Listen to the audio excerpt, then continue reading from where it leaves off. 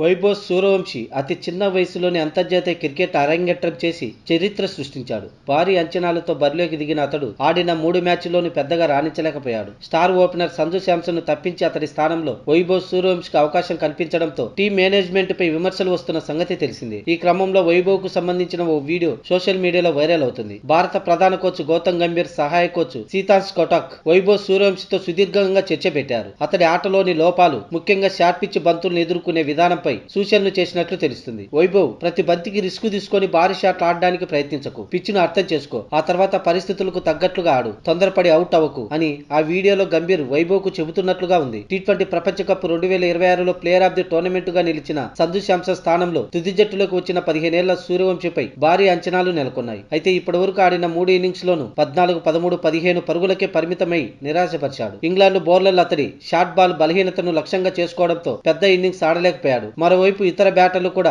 ఆశించిన స్థాయిలో రాణించకపోవడంతో ఒక మ్యాచ్ మిగిలి ఉండగానే భారత్ సిరీస్ ను చేజార్చుకుంది. ఇక ఈ రోజు జరగబోయే చివరి టీ20లోనైనా టీమిండియా తప్పక గెలవాల్సిందే, లేదంటే క్లీన్ స్వీప్ కు గురి కావడమే కాకుండా టీ20 నెంబర్ 1 ర్యాంకును కోల్పోయే ప్రమాదం ఉంది. దీంతో కొత్త కెప్టెన్ శ్రేయస్ అయ్యర్ టీమిండియా పరువునే కాదు, తన కెరియర్ కోసమైనా ఈ మ్యాచ్ లో టీమిండియాను తప్పక గెలవాల్సిన అవసరం ఉంది.